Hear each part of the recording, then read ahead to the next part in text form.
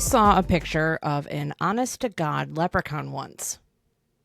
Before you turn off the podcast forever, just hear me out. A few years ago, when I started on my spiritual journey, I took a bunch of different workshops to see what felt right with me. One of them was a Celtic shamanism course, taught by what I've gathered is an Elden one, that's been placed in the body of the most wonderfully pint-sized Irish woman I've ever had the pleasure of meeting. And she just casually dropped that piece of lore during a break time. And it was like as if she was just mentioning this really beautiful sunset picture she took or something. Amantha, you just can't do that to us. We're just children compared to you. I'm not even sure my prefrontal cortex is fully in place. Now, this happened on day 5 of 8 12-hour days. I was and always will be an overachiever and took the first workshop a few days before this course and just was downloaded with tons of stories and folklore. And we were doing deep introspective work for nearly a week. So the possibility of me hallucinating this entire situation is incredibly high. I'm not even sure I even took this workshop, honestly. But looking back at my bank account, that would like to argue for the truth. Amantha passed her phone around and sure shit, there the little bugger was, standing in front of a rock. The leprechaun was around a foot tall and nearly translucent against the long grass and rocks behind him. But you could see distinct facial features and the most impressive little manicured beard you've ever seen. None of us said a word. I think most of us just grunted deep from our chests and stared up at Amantha with mouths agape, flies buzzing in and out, and the stale coffee breath saturated the sacred space. Incense had nothing on us that day. Amantha decided to up the ante and show us a picture of a fairy while she was at it too. There was this shimmering figure in front of a bush with wings and human-like legs, like if a raindrop and a Barbie doll had a weird opalescent baby. It felt like I was on an acid trip, and I looked up from her phone to stare this fascinating human right in her face. And she just had this perfect, all-knowing smile lighting up her features. You remember those posters you could get from the Scholastic Book Fair? The ones with the glistening dolphins, sherbet-colored sunset backgrounds, and tropical hibiscus flowers surrounding all of these black and white wiggly lines. And everyone told you that the trick was to cross your eyes, but then also somehow at the same time unfocus them. And you would see a larger image within the squiggles. I could never, ever get those to work. And I think it was all a part of a larger gaslighting scheme to buy knockoff Lisa Frank artwork. But there was something about looking at the phone screen and watching the leprechaun and fairy just appear that reminded me of those posters. My dearest, sweetest Amantha Murphy, if you ever listen to this, first of all, holy shit, hi. I am forever in your humble service, and I miss you something fierce. But secondly, my offer of moving into your front garden permanently under the guise of camping still stands firm, and restarting the commune with you is absolutely on the table. Just think of me as an exotic American garden gnome tucked up amongst your quaint Irish landscaping. Unless, do y'all got gnomes in Avon?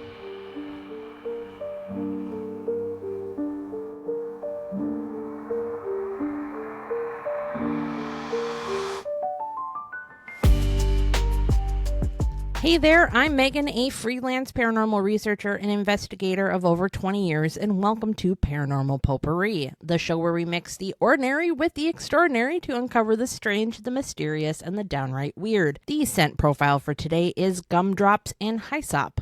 take a deep breath, and let's get into it.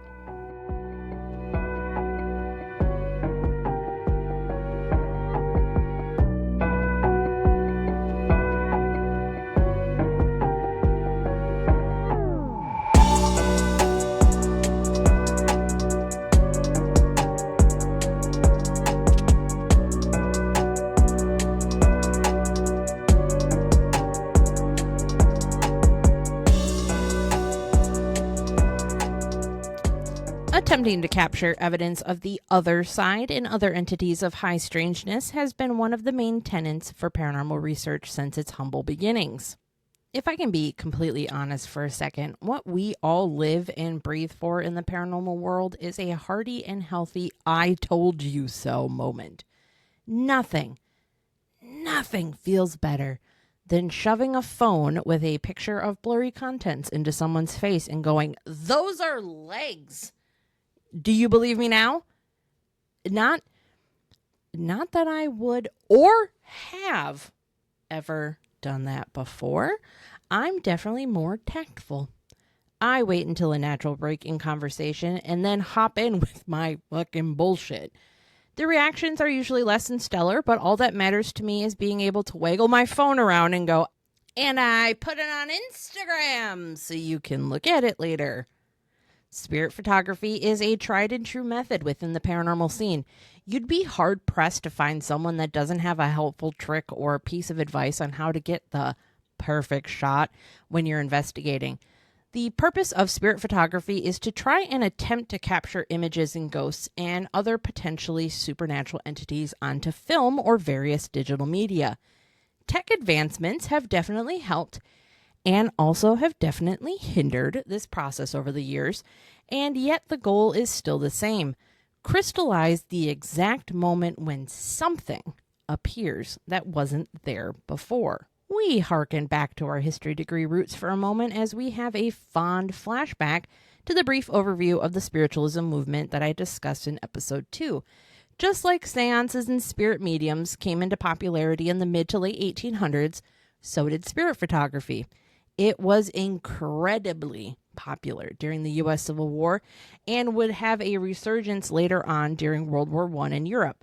This period of great emotional turmoil and coming to terms with death on such a grand impersonal stage also coincided with probably the freakiest of freak culture, the Victorian Age. To put it squarely into context, the Victorian Age ranged from 1820 to 1914, obviously throughout the lifetime and eventual reign of Queen Victoria of England. She came to the throne in 1837 and died in 1901, so the trends of the era had some time to cultivate and mature. The Victorians embraced death with open arms. It was how you say it, très chic? Death was simply a part of everyday life, and you spent a great deal of time planning and designing your own funeral. Personally, my friends and I would spend hours and hours planning our insanely elaborate weddings to the actors who played the Hobbits in Lord of the Rings when we were younger. Now, I can only imagine what kind of medications we'd all be on if we planned out our funerals instead. So it's not unreasonable to say that the Victorians, both the American and European branches, were head over heels with the idea of spirit photography. They had a deep, deep desire for the afterlife, and they wanted to see the spirit of a deceased loved one or a relative in a photograph with every fiber of their being. The timeline of photography seems ancient, but it's actually incredibly recent. The first practical photographic technique appeared in 1839 with the invention of the daguerreotype. A glass negative plate was placed opposite the viewfinder, and the image developed after a long exposure to a light source. Having a long exposure over the course of a few minutes made it pretty feasible for any sort of passing movement, like someone walking in the background perhaps, to leave a faint mark or a ghostly image on the final product. 1859 brought along glass plate negatives that could be layered on top of an existing photo to create a neat double exposure look. I was talking to the only photography expert that I know, and that happens to be my mom, And she said that the first thing she learned to do in her college photography courses was create double negatives. So the indoctrination starts young. Tricking your audience into thinking something is truly there when it's not is a tried and true theater kid sort of move. The evolution of spirit knockers and Davenport boxes led to new sorts of inventions and creations like Pepper's Ghost. Pepper's Ghost is an impressive illusion technique that's been used in theaters, cinema, amusement parks, museums, on television, and in concerts. An image of an object is placed off stage and it is projected onto a section of glass so it appears to be in front of the audience. If you'll recall, back in 2012, Snoop Dogg performed with Tupac at Coachella, and Tupac was projected on stage using Pepper's Ghost method. Or was he?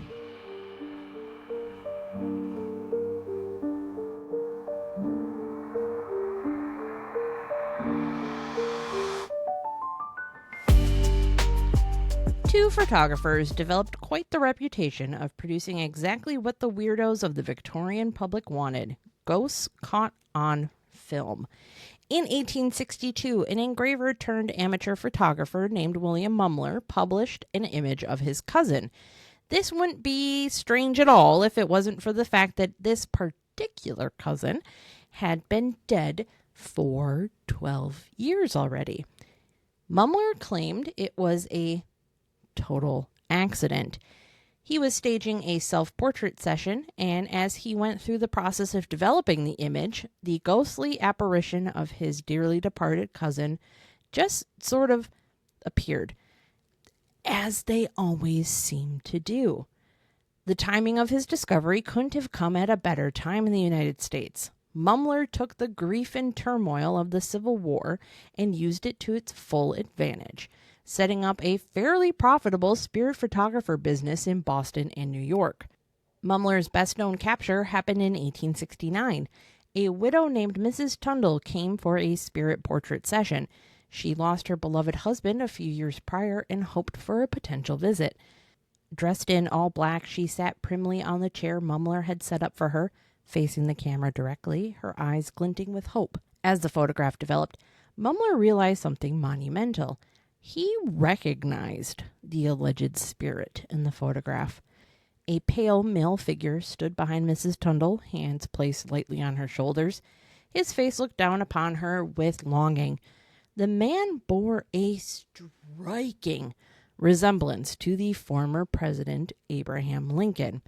Now, I've seen this photo multiple times in my years as a historian and just purveyor of the internet, and I've always said that it looked like a shirtless Lincoln, and having studied it, no one can convince me otherwise.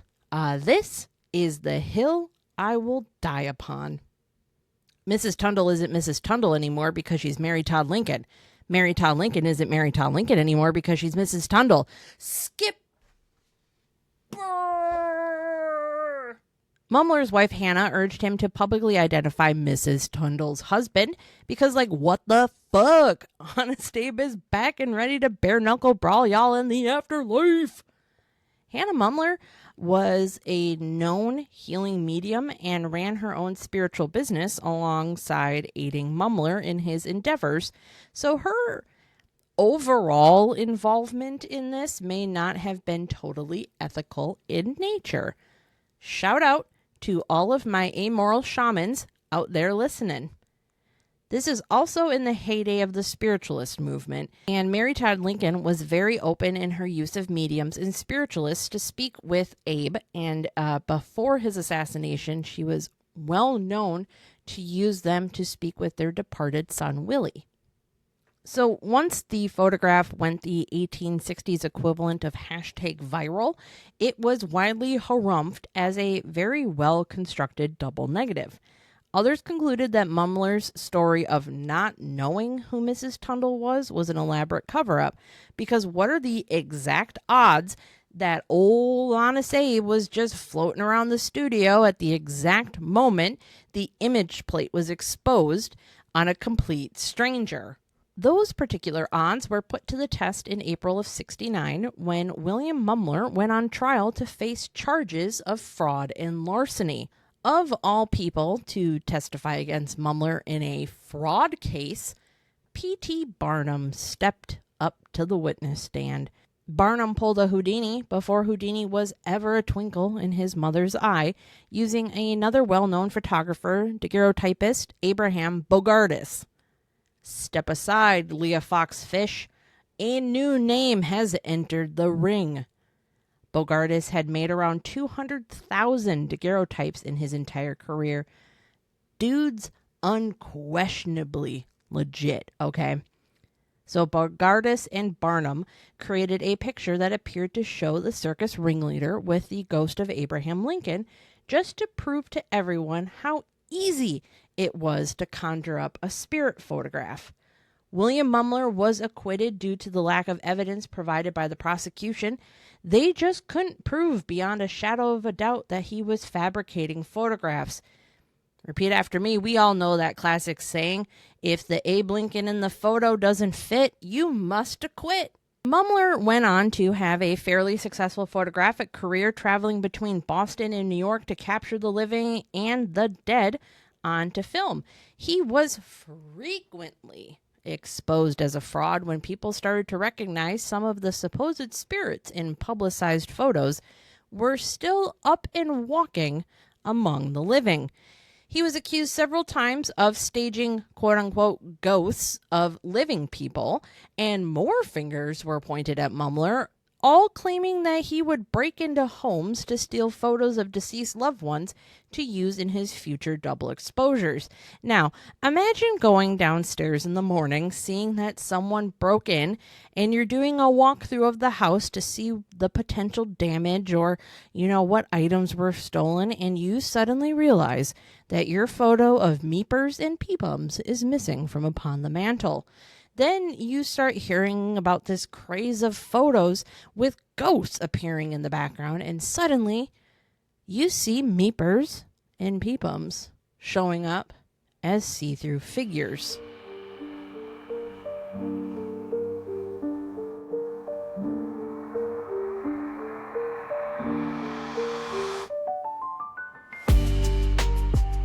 Traveling across the pond, we're visiting the pioneer of spirit photography in Europe, William Hope.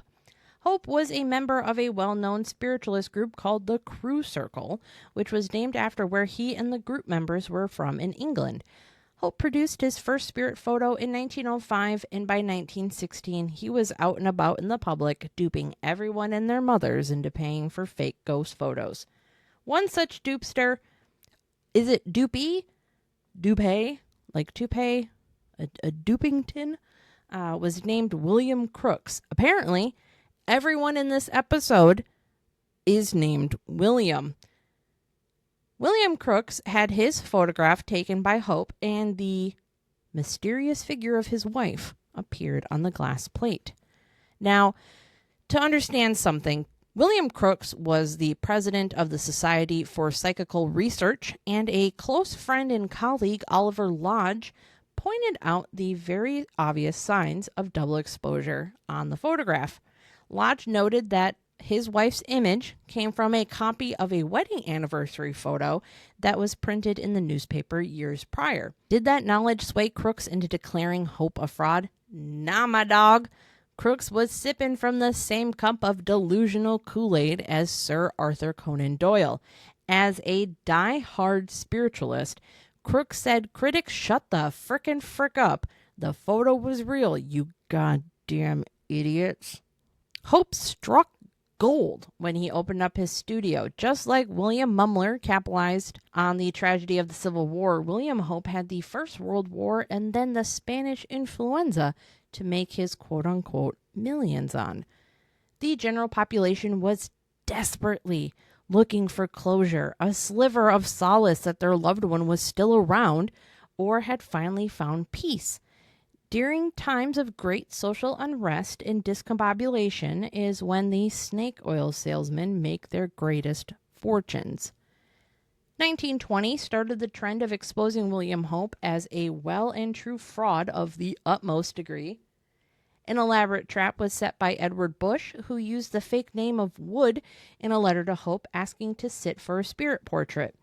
Bush included a photograph of his deceased son, who was in fact A, not his son, and B, totally very much still alive and kicking. The two men arranged an appointment, and Mr. Wood arrived to Hope's studio to get his portrait taken. And in what can only be described as an absolute miracle, William Hope produced a spirit who looked picture perfect, like Wood's dead son in the photo. What a crazy coincidence. And even more astounding, there was writing on the photo as well. Dear friend Wood was scrawled in ghostly handwriting. Or was it? Hope must have not bothered to inspect the deceased son's photo at all, because he definitely missed the part where it was scribbled Dear friend Wood across the bottom, and it made its way onto the final product via, wouldn't you know, double exposure. 1922 was when shit hit the fan hard for William Hope. A member from the Society of Psychical Research and paranormal investigator Harry Price arranged a sitting with Hope. Price secretly marked photographic plates and gave Hope a pack that had a particular logo on them that would ultimately transfer onto the final image. Hope was, at this time, completely unaware that Price tampered with any of the plates. Once the photos were developed, not a single one produced the marked logo, proving that Hope had switched out the plates for one of his own. Harry Price wrote this on the investigation. William Hope has been found guilty of deliberately substituting his own plates for those of a sitter. It implies that the medium brings to the sitting a duplicate slide and faked plates for fraudulent purposes. In true Kool-Aid Man fashion, making the ground rumble with every misconstrued footstep, here comes Sir Arthur Conan Doyle. Oh, yeah. Oh, you thought we were done mentioning the patron saint of trifling bitches and hoes, didn't you? Oh, you thought wrong. Good day, sir. Arthur Conan Doyle led a mass resignation of 84 members of Esper under the assumption that Esper was opposed to spiritualism. No one puts ACD spiritualist fraudsters in a corner.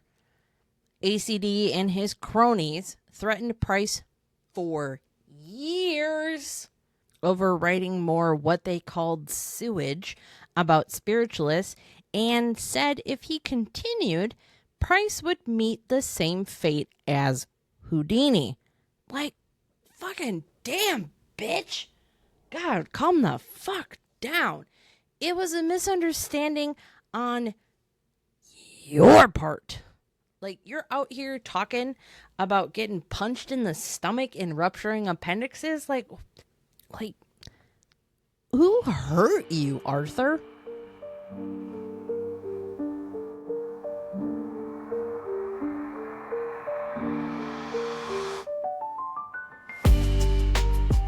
ACD staunchly refused to accept any piece of evidence that proved William Hope was a fraud and created yet another conspiracy against Harry Price, believing that he and his followers had set out to frame Hope and shit all over his findings like a bunch of Canadian geese in an open field.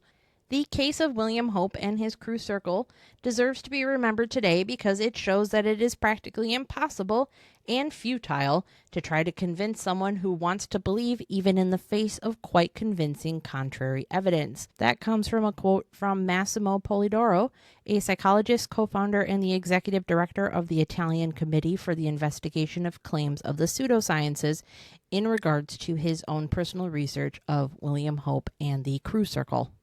I had truly and sincerely hoped that this would be the last of Sir Arthur Conan Doyle's nose being shoved into where it doesn't belong, but I'd be wrong on so many goddamn levels. Unfortunately, the inspiration for this entire episode comes from what's most likely his most famous claim to fame in the paranormal world, the Cottingley Fairies. The infamous Cottingley Fairies are a series of 5 photographs taken by cousins Elsie Wright and Frances Griffiths. The first 2 photos were taken in 1917, and Sir Arthur Conan Doyle used them to illustrate his latest article on fairies called The Coming of the Fairies. In the article, he interpreted them as clear and undeniable evidence of supernatural phenomena. He called out all of those out there that claim that the fairy photos were fake, that they were all wrong, and he doubled down on his assertion of their genuine and truthful nature. If he attended a performance of Peter Pan, I think he'd break his own goddamn hands clapping as hard as he could to save Tinkerbell during the intermission break.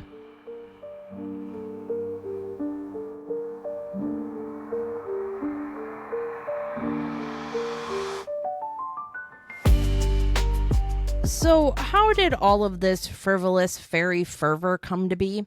Well, 9-year-old Frances and 16-year-old Elsie played along a stream in a ravine near Elsie's home where they were told they weren't allowed to go. They claimed their total innocence, that they only went to see the fairies. Fae trap number 1. Lure dumbass British kids into the woods. I now understand how we won the Revolutionary War, 'cause you ain't catching us sleeping on spotting fairy traps now, are ya? The girls borrowed Elsie's dad's camera and came back within 30 minutes, triumphant that they had taken pictures of their fairy friends. If one of those fairy friends looked like Jareth, I'll eat my socks whole and uncooked. Elsie's dad reluctantly agreed to develop the photos that same day for the girls in his personal darkroom. The first photo that developed showed Frances laying down behind a bush with 4 dancing fairies out in the foreground. Dad immediately brushed it off, knowing that Elsie had an artistic side and must have made those fairies herself. He had also taught her the basics of framing a photograph and knew she had an eye for these sort of things. Frances, who grew up in South Africa, sent a letter to her friend back in Cape Town detailing her life and new adventures in England. She included the photo of her with the fairies, and she wrote on the back, "It is funny. I never used to see them in Africa. It must be too hot for them here." Or they are the perfect snack for a hyena. Have we considered that? 2 months later, the girls snuck away with the camera and had another supposed encounter with their fairy compatriots. A photo showed Elsie this time sitting on the lawn holding her hand out to a 1-foot-tall gnome. Elsie's dad was still convinced it was a prank and refused to give out his camera to the cousins for future visits. Elsie's mother, Polly, on the other hand, was sold on the validity of the photos. I guess hobbies and pastimes are hard to come by in Britain. Ironically enough, Polly attends a lecture of fairies a few days later. Like, what are the fucking chances of that timing working out? She brought the photos of Elsie and Frances with her and showed them to the lecturer, who took the photos back with him and displayed them at the next Theosophical Society annual conference. I know what you're thinking. What in God's name is Theosophy? You know, not every interest or hobby needs a name. We can just agree to be like the Explorers Group or the Babysitters Club. Theosophy's main belief is that humanity is undergoing a cycle of evolution, speeding straight towards what they consider to be perfection. I think I've already achieved their ultimate goal. I see it every time I look in a mirror. The leading member of the society, Edward Gardner, took a shine to the potential of this fairy scenario. The fact that 2 young girls had not only been able to see fairies, which others had not, but had actually for the first time ever been able to materialize them at a density sufficient for their images to be recorded on a photographic plate, meant that it was possible that the next cycle of evolution was underway. Step to the side, dental morphology and anthropology. We've got a new categorization in human evolution. Fairy photos. To my college anthro professor, who once used a human skull as a microphone during a lecture because, and I quote, "Our heads are great sound amplifiers. Please never change. You are the best." I also would like to say I'm sorry for blatantly falling asleep in the front row. As you know, 9 a.m. is a rough time to discuss human evolution.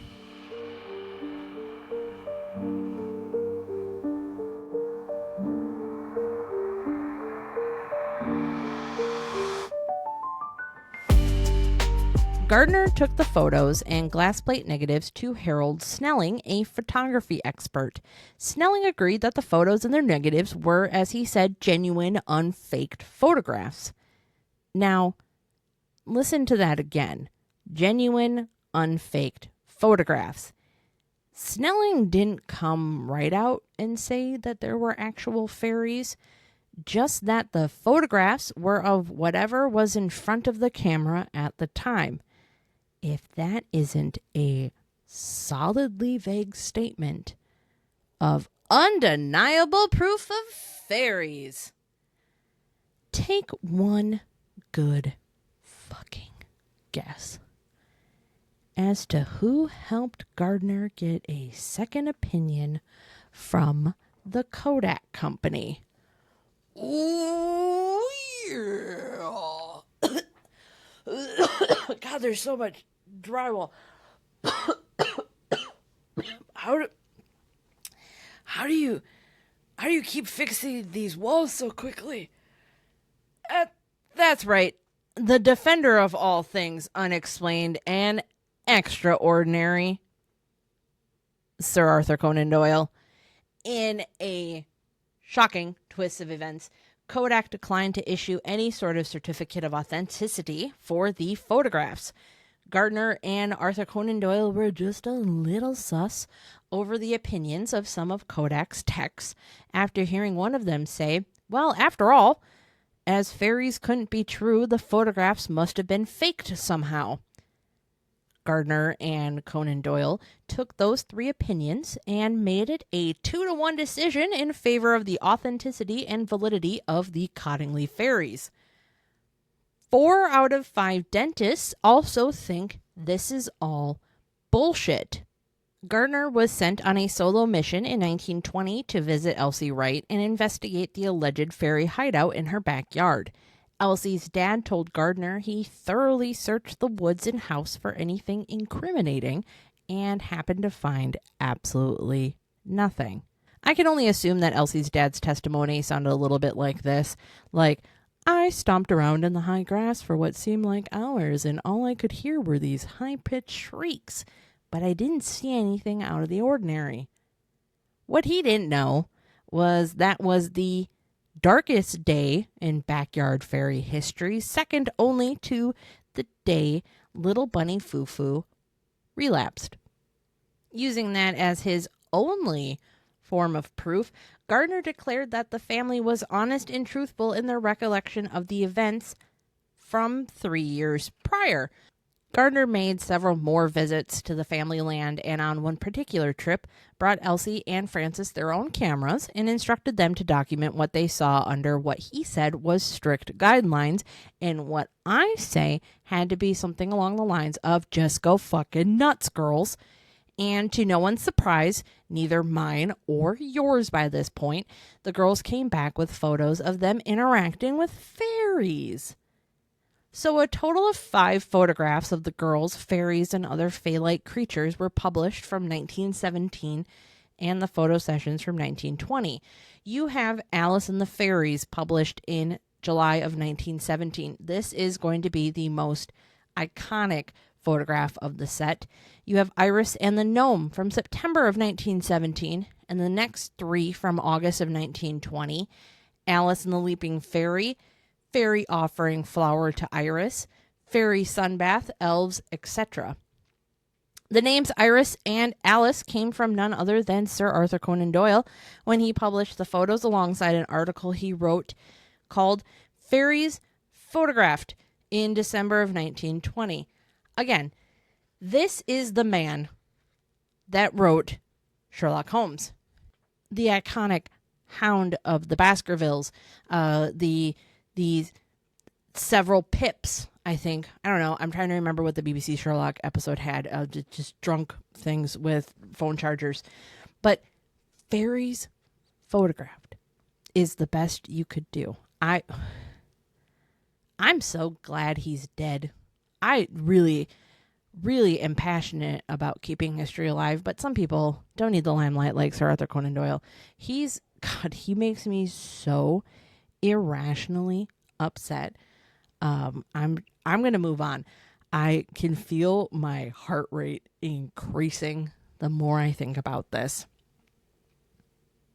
The media was enthralled for 60 seconds after these were published. One noted that the coverage of the Cottingley fairies was mixed, a combo of both embarrassment and puzzlement.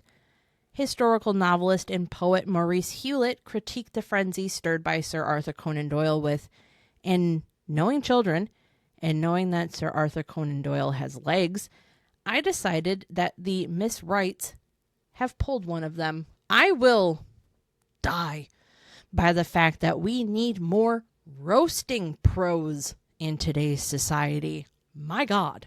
By 1921, Elsie and Frances were so over the fairy nonsense.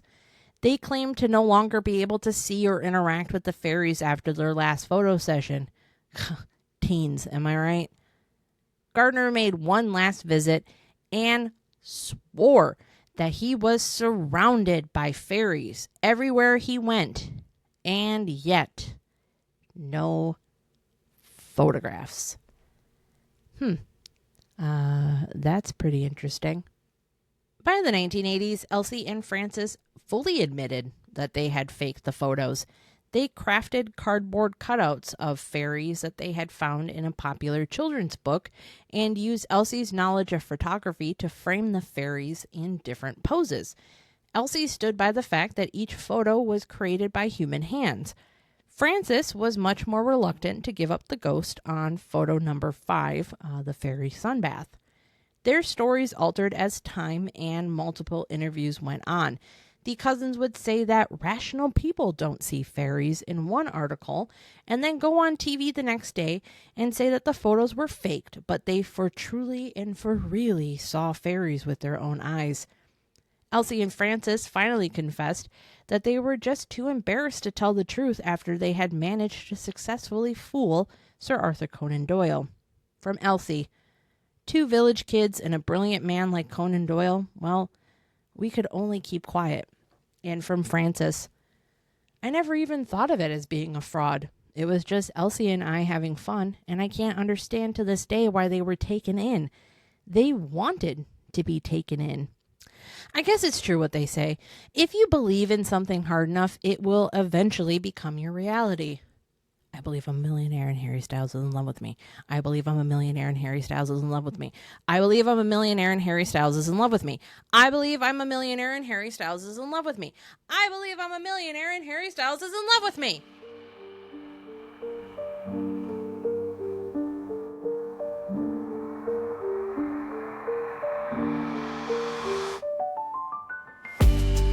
In today's society, we take photographs literally for granted. Entire weekends are dedicated to getting your high school senior portraits done. Huge portions of wedding budgets are set aside for the hopes of getting the perfect shot during the ceremony. Someone managed to patent a selfie stick, for crying out loud. Back when photography first came out, it was cheaper for someone to sit for a photo than the multiple sessions it would take to paint a portrait.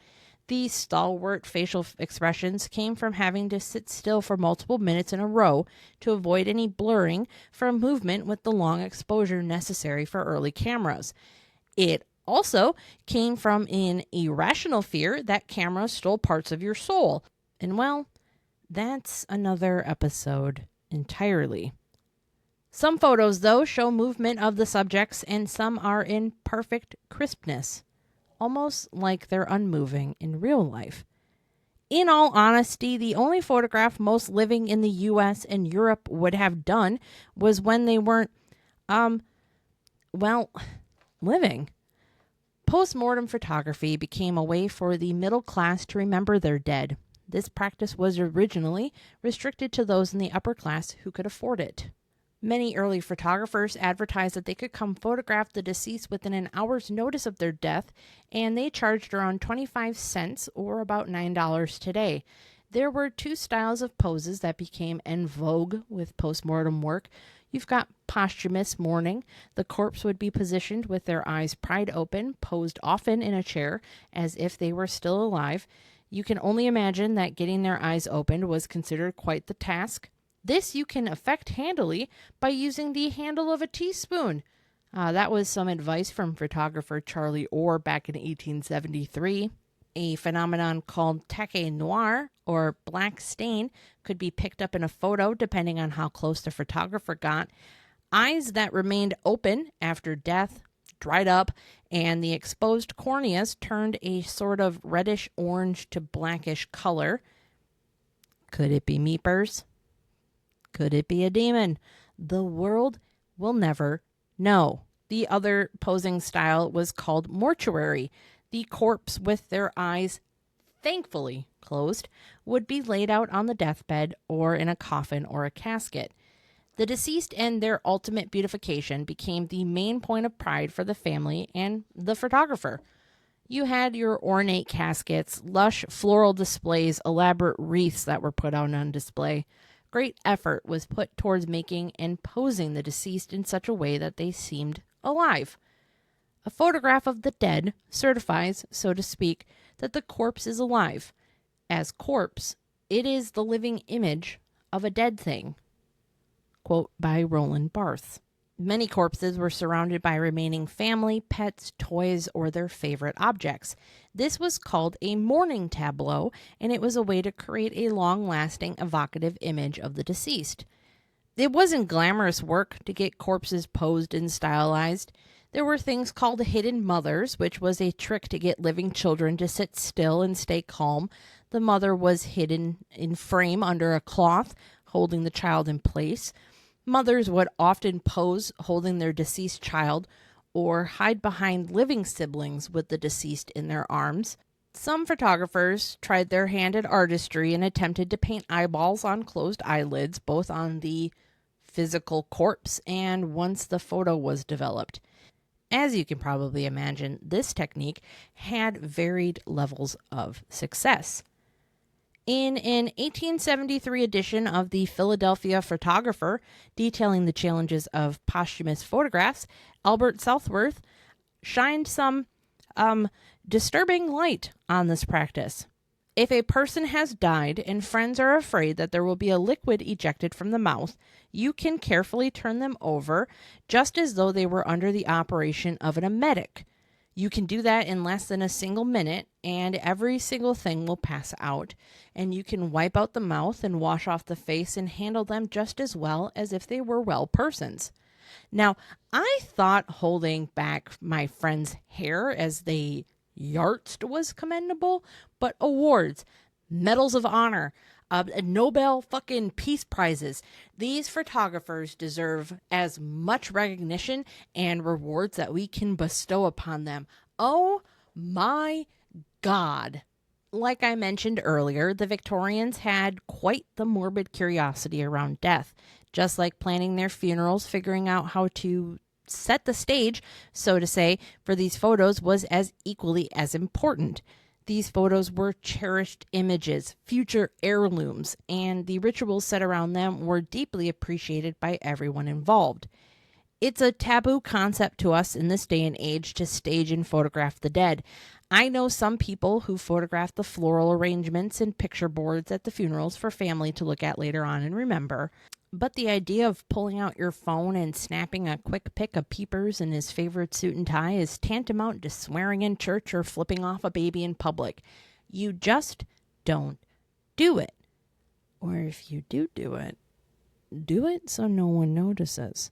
A friend of mine has what he calls a collection of last photos of family members on his cell phone.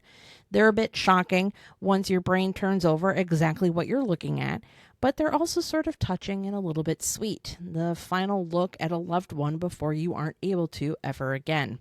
I long to have such a memorial of every being dear to me in the world. It is not merely the likeness that is precious in such cases, but the association and the sense of nearness involved in the thing. The fact of the very shadow of the person lying there forever. I would rather have such a memorial of one I dearly loved than the noblest artist's work ever produced. That is poet Elizabeth Barrett Browning in a letter to her friend Mary Russell Mitford from 1843.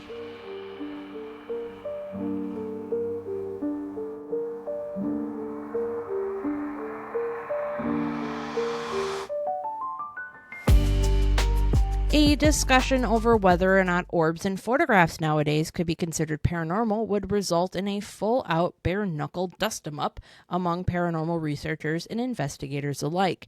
It is our rippling red cape to our snorting and huffing paranormal bull. A majority of orbs caught on camera, pictures, and videos are environmentally triggered, meaning it's just a cloud of kicked up dust or dirt that is reflecting back the flash of the camera. Do not get me started on flying bugs and spider webs. We'd be here all ding dang damn day. Do I necessarily always dismiss orb photos or videos as not real? No, sorry for that non-committal response, but I need context to what the conditions, the locations we're in, the humidity levels, the weather outlooks, broken windows, everything. All of those play a huge role in the event of an orb sighting. One of the first things I can remember from a psychology class in high school is that the human brain cannot comprehend the concept of nothingness. Your brain will always make something out of nothing because nothing does not exist. The limit doesn't exist. For you, Glenn Coco, you'll often hear or see the word pareidolia get tossed around paranormal circles quite frequently, not unlike a hacky sack on a college campus. Pareidolia is a psychological phenomena that causes people to see patterns or deeper meaning in ambiguous stimuli like clouds, rock formations, or your everyday objects. Those Facebook posts you see about someone's aunt's dog walker's coworker who toasted a piece of bread and lo and behold, there was baby Jesus staring back up at them. That'd be a fine and quite frankly tasty example of pareidolia. Question. Does spreading "I can't believe it's not butter" on a piece of toast with a burnt-on image of the Virgin Mary or the baby Jesus negate it entirely? Or does it double down on the unbelievability of the moment? Because this is my podcast and I can say whatever I want, I was one of the popular kids back in middle and high school because I spent most of my time neck deep in the world of stop motion animation. I was damn good at it too. Making sculpey clay figurines and moving them in minute motions and gestures, taking a photo after each adjustment. 6,500 photos later and we've gotten 10 seconds of our movie complete. Honestly, seeing Ben Wyatt from Parks and Rec hold up his clay figurine and go, "Depressed?" I'm the furthest thing from depressed. I mean, look at what I've accomplished. Do you see him? Do you think a depressed person could make this? No. Was a real eye-opening experience for me. So you could say I have a lot of personal experience and some expertise in posing and positioning fairly immobile objects. On a couple of investigations I've been on, I have used long exposure camera techniques and I have had mixed results on it. The one time that I've really been blown away by what was captured with this technique was when I was at Waverly Hills Sanatorium, and we had another investigator along with us who specialized in long exposure work. He came along and offered to take our pictures in different areas of the building. I met up with him down in the infamous body chute, and after a few different typical paranormal investigator poses, I continued on with the evening. A few weeks later, I got a message from one of the investigators who went to Waverly, and she had received the pictures. One had a note attached to it. Hey, check out what's in the background of Megan's photo. Could be legs? I mean, weirder sentences have been written. You can believe me on that one. I opened up the photos that she sent on my phone, and I zoomed in the area behind me, and sure enough, a pair of stately gams were making their way downtown, walking across the width of the body chute. Everyone who was with me that night was behind the camera because we were on our way out of the body chute area when the investigator photographer showed up, so I can definitively state it was not human interference. I will post the pictures on the Paranormal Potpourri Facebook group so you can make your own determination. Just as trying to recall, this was back in 2019. I believe the exposure length was right around 15 to 20 seconds, just long enough to worry about your eyeballs drying out if you had to keep them open for a second longer. Techie Noir, not with this girl. In the end, quite like most of the other topics we've talked about before, spirit photography, postmortem portraits, and spherical ghosts all stem from a deep manifestation of want. Wanting proof of the other side, wanting to know if a loved one is still around, wanting something shocking to show others.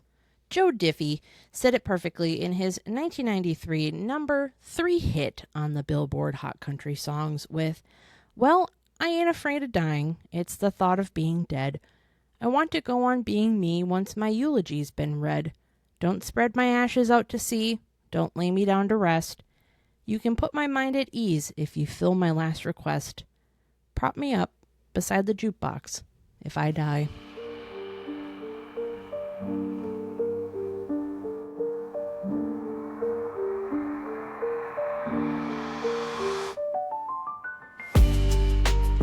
Thank you as ever for sticking around for this episode of Paranormal Potpourri. You can find out more at my illustrious website, www.alreadyhereinvestigates.com.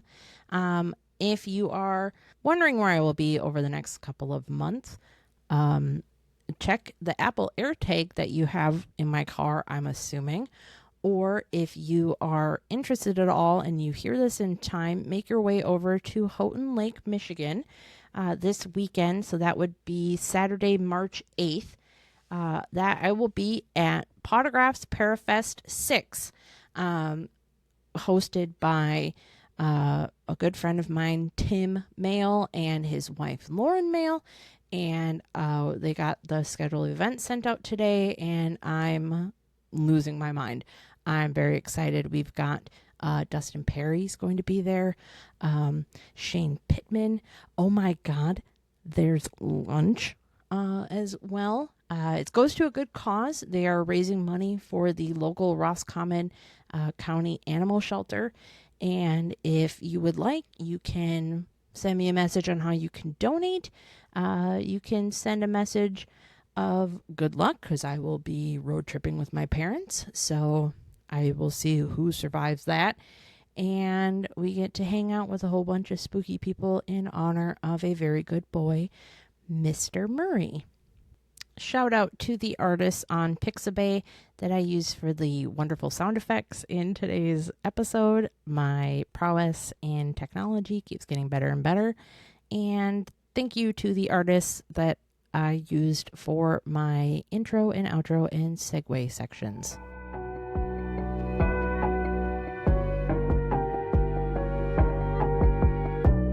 Oh my God. Oh God, I hauled ass back to the studio, and the paranormal police are coming for me. Just quick mention, I forgot to say something about the Warrens. Ed and Lorraine Warren, they were big proponents of spirit photography. They would take their cameras to every investigation. The photograph I talked about, the Amityville Horror House, that was fucking bullshit. They were big proponents of it, and if this is the last time you hear from me, tell my best friend I love her, and oh my God, the SWAT teams here